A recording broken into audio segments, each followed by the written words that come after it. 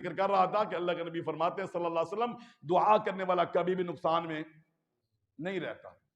ہم تو پتہ کیا سمجھتے ہیں، ہماری اپنی سوچ ہے نا، ہم یہ سمجھتے ہیں کہ میں نے دعا کی ہے، اب اگر وہ مجھے مل جائے تو ٹھیک ہے، اگر وہ مل جائے تو ٹھیک ہے، دعا کیا ہو گئی؟ قبول ہو گئی، اور مانگنا وصول ہو گیا۔ اور اگر وہ نہ ملے جو میں مانگ رہا ہوں تو ہم سمجھتے ہیں مانگنا یا میری تو قبول ہی نہیں ہوتی، اللہ میری تو مانتے ہی نہیں، اللہ میری سنتے ہی نہیں، یہ ہماری سوچ ہے۔ نبی کریم فرماتے ہیں صلی اللہ علیہ وسلم دعا کرنے والا کبھی نقصان میں نہیں رہتا، تین فائدوں میں سے ایک فائدہ اس کو ضرور ہوتا ہے، یا تو اللہ اس کی درخواست کو قبول کر کے جو مانگا دنیا میں دے دیں گے، دنیا میں دے دیں گے، مانگا مل گیا۔ نمبر دو، اگر اللہ رب العالمین دنیا میں نہیں دیتے، دوسرا کیا ہوتا ہے؟ فرمایا اس پر آنے والی کسی آفت کو، مصیبت کو، بیماری کو، پریشانی کو اس مانگنے کی وجہ سے اللہ دور کر دیتے ہیں، اللہ اس کو روک لیتے ہیں، ہٹا لیتے ہیں۔ نقصان میں ہے بندہ؟ نہیں ہے۔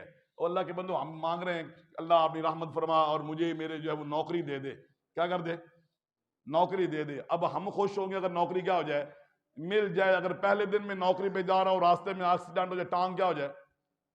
ٹوٹ جائے، تو نوکری کا کوئی فائدہ ہے؟ ہمیشہ کے لیے لاٹھی کا سہارا لے کر کے چلنے والا بن جاؤں، معذور ہو جاؤں، اس نوکری کا کوئی فائدہ ہوا؟ نہیں نا۔ اگر مالک اس کی وجہ سے وہ ایکسیڈنٹ والی بیماری، حادثہ کیا کر دے؟ روک لے کہ میرے بندہ تو مانگ رہا ہے نوکری تجھے نہیں ملے گی، پر تیرا وہ حادثہ کیا ہے وہ میں ختم کر دیتا ہوں، تیرے ساتھ یہ حادثہ پیش نہیں آئے گا، فیصلہ ہو چکا تھا کہ یہ ہوگا، پر تو نے کیونکہ یہ مانگا، عاجزی ظاہر کی، ہاتھ اٹھائے، ہم وہ تو نہیں مانتے جو تو مانگ رہا ہے، وہ تو نہیں دیتے، پر تیری تکلیف کو ہم کیا کرتے ہیں؟ دور کر دیتے ہیں، اس کو ہم روک لیتے ہیں۔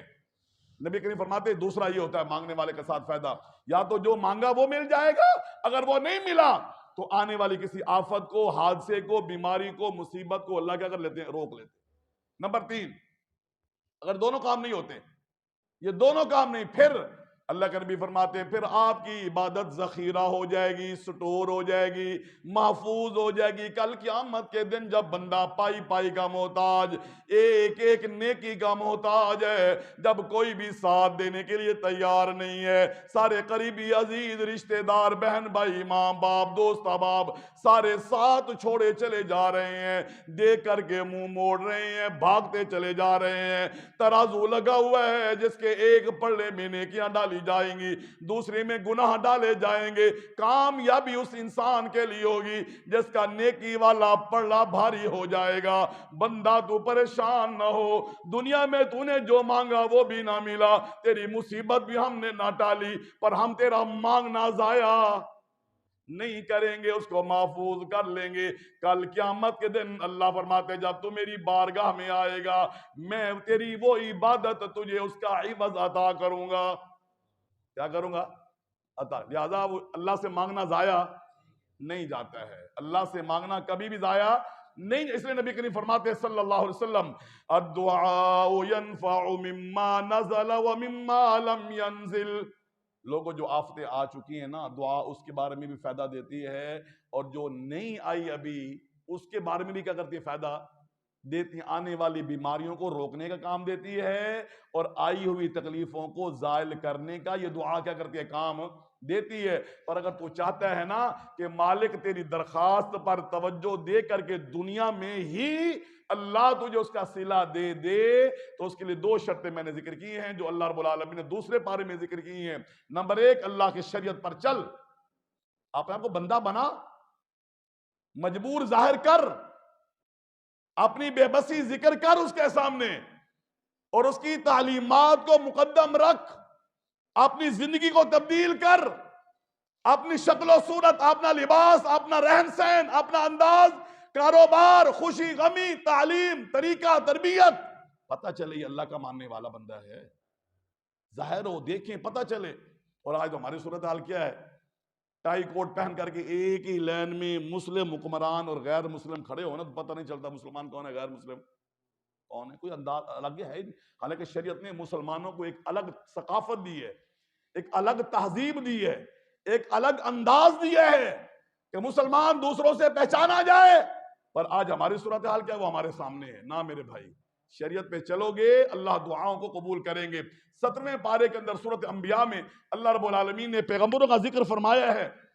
جناب ابراہیم علیہ السلام، جناب نوح علیہ السلام، جناب داؤد علیہ السلام، سلیمان علیہ السلام، ایوب علیہ السلام، یونس علیہ السلام، زکریا علیہ السلام، یہ 7 پیغمبروں کے واقعات سورۃ انبیاء میں اللہ نے ذکر کیے ہیں ترتیب کے ساتھ، مختصر. ہر پیغمبر پریشانی میں ہے، تکلیف میں ہے، مصیبت میں ہے، کوئی نہ کوئی اس کو مسئلہ ہے، اور وہ مالک سے کیا کرتا ہے؟ درخواست کرتا ہے وہ پیغمبر، اور اللہ رب العالمین اس پیغمبر کی پریشانی کو، تکلیف کو کیا کرتے ہیں؟ دور کر. آخر میں جا کر کے قاعدہ بیان کیا کہ تم یہ نہ سمجھنا کہ صرف ہم پیغمبروں کی دعائیں قبول کرتے ہیں باقیوں کے قبول نہیں کرتے، ایسا نہ سمجھنا. آخر میں اللہ رب العالمین نے وہ قاعدہ بیان کیا، ضابطہ بیان کیا کہ جو چاہتا ہے کہ اللہ میری دعا بھی کیا کرے؟ قبول کرے. تو دیکھو ہم نے پیغمبروں کی جو دعائیں قبول کی ہے نا، وہ یہ اور یہ تین خوبیوں کی بنیاد پہ ہم نے ان کی دعائیں قبول کی ہیں. تم بھی اپنے اندر وہ خوبیاں پیدا کر لو، ہم تمہاری بھی کیا کریں گے؟ قبول کریں گے. وہ خوبیاں کیا ہیں؟ میں آپ کے سامنے آیت پڑھ دیتا ہوں، ترجمہ کر دیتا ہوں، آپ خود اس کو سمجھ جائیے. مالک کائنات فرماتے ہیں انہم کانوا یسارعون فی الخیرات ویدعوننا رغبا ورہبا وکانوا لنا خاشعین. اللہ فرماتے میرے یہ انبیاء، میرے یہ نبی، میرے یہ بندے جن کی تکلیفوں کو، مصیبتوں کو، ابراہیم علیہ السلام کو میں نے آگ سے بچایا، ایوب علیہ السلام کو عرصہ دراز سے بیماری میں گھرے ہوئے سب کچھ ضائع ہو گیا، میں نے پھر ٹھیک بھی کر دیا، اہل و عیال بھی لٹا دیا، مال و دولت پہلے سے کئی گنا بڑھا کر کے میں نے دے دیا. یونس علیہ السلام کو مچھلی کے پیٹ سے زندہ واپس دنیا میں میں لے آیا. زکریا علیہ السلام بوڑھے چلتے پھر رہے ہیں، ہڈیاں خشک ہو گئی ہیں، بال سفید ہو گئے ہیں، ان کے ہاں اولاد کوئی نہیں، پر میں نے ان کو بھی اولاد دے دی. اللہ آخر میں فرماتے ہیں میں نے ایسا کیوں کیا؟ میں نے ان کی کیوں مانی؟ میں نے ان کی درخواستیں کیوں قبول کی؟ 3 خوبیاں بیان کی ہیں. پہلی خوبی کیا ہے؟ فرمایا انہم کانوا یسارعون فی الخیرات، خیر کے کاموں میں جلدی کرتے تھے، نیکی والے کاموں میں دیر نہیں کرتے تھے. کریں گے، سوچیں گے اس بارے سے، سوچیں گے. اچھا ہمارے یہاں تو یہ ہے نا کہ دعوت دو نا کسی کو، اللہ کے بندے یہ کیا کر رہے ہو، چھوڑ دو اس کو، یہ کوئی کرنے کا کام ہے، یہ گناہ ہے، اللہ نہ. ہاں سوچیں گے، مولوی صاحب دیکھیں گے، سوچیں گے. جی تو نوجوان ہیں، انہوں نے پہلے پروگرام بنایا ہوا ہے کہ جوانی تو ہماری کیا ہے؟ آزادی والی زندگی ہے، ہماری مرضی منمانی کے مطابق گزرے گی. یہاں پر کون سی شریعت چلے گی؟ یہاں پر شریعت نہیں ہے. شریعت چلے گی جب بال سفید ہوں گے. جب کیا ہوں گے؟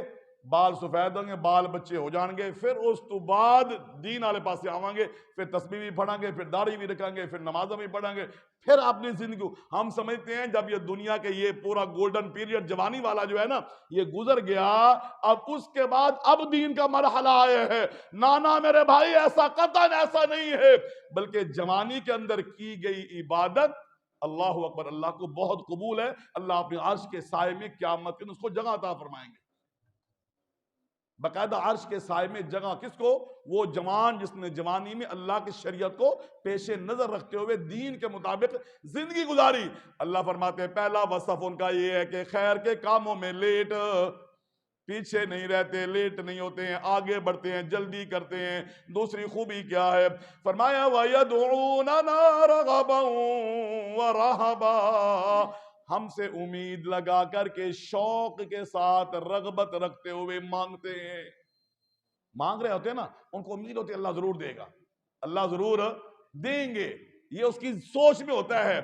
لیکن یہ نہیں کہ صرف ضرور دیں گے، رہبا ڈر بھی ہوتا ہے، ڈر بھی ہوتا ہے اس کو کہ ہو سکتا ہے اللہ نہ دے، ہو سکتا ہے اللہ قبول نہ کرے. اس لیے مانگتے ہوئے اس کا انداز اس انسان کی طرح ہوتا ہے جس انسان کو ڈر ہوتا ہے کہ ہو سکتا ہے میری درخواست قبول نہ ہو. تو جو اپنی بے بسی ذکر کرتا ہے نا، کبھی چھٹی لینی ہو نا افسر سے، جو آخر کیا کیا بہانے لگاتے ہیں، اور اگر پتہ ہو کہ اے بڑا کوڑا ہے گا، سخت ہے گا، تو پھر کیا کریں گے؟ بڑی مجبوریاں ذکر کریں گے، یہ بھی ہے وہ بھی ہے فلاں بھی ہے، ہاں جی